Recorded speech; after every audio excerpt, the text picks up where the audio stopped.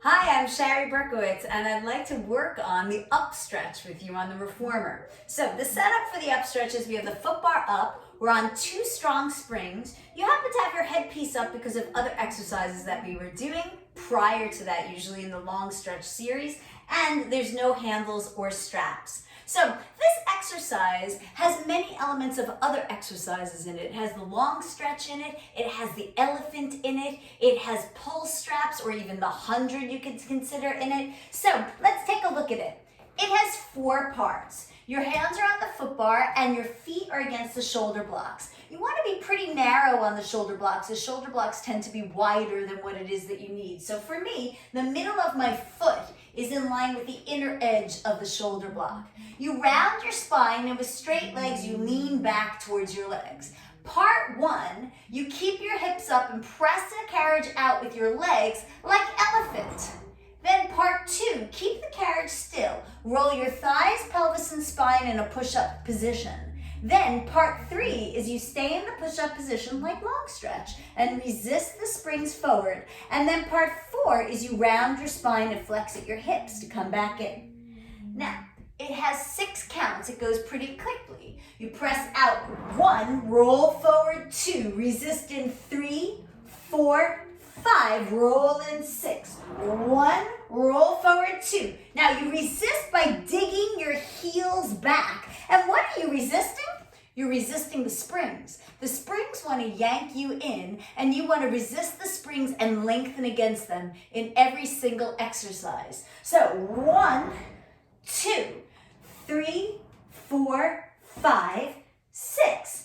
Now, with that, you see that I roll into a full push-up position. When I was first taught this, you would roll forward and still keep your head down and your upper back rounded.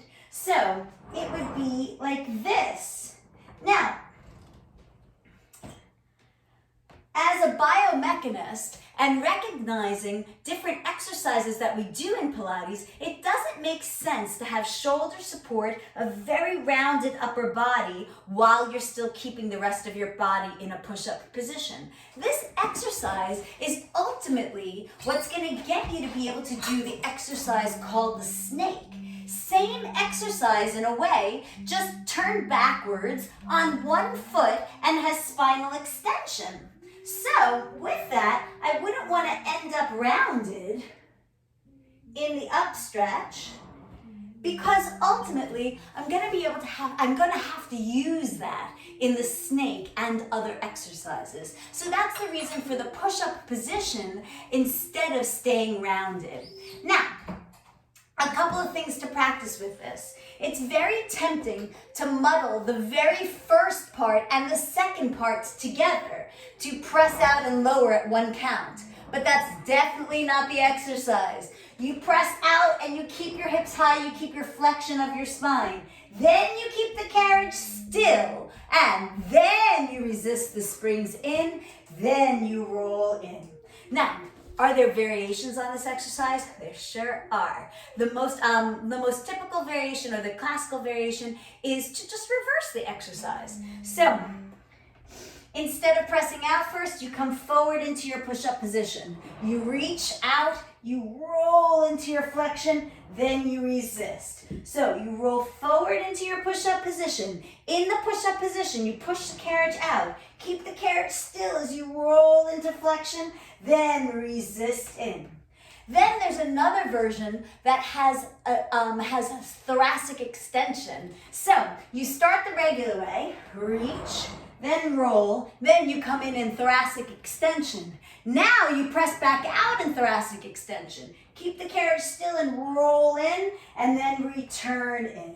So those are variations, which mean they're harder than the regular version. So get the regular version really solid, and then you might work into the variations. Now, again, with getting that very first one really solid, it's challenging to press out and keep your rotated pelvis and your lightly round spine. So you could practice doing elephant first, and notice that I'm leaning quite far back in my elephant. Then you could do elephant on high heels, and same thing. Then it's elephant that rolls into the push-up position. resist in, and round in like a high-heeled elephant. So, playing with the upstretch on the reformer. Enjoy!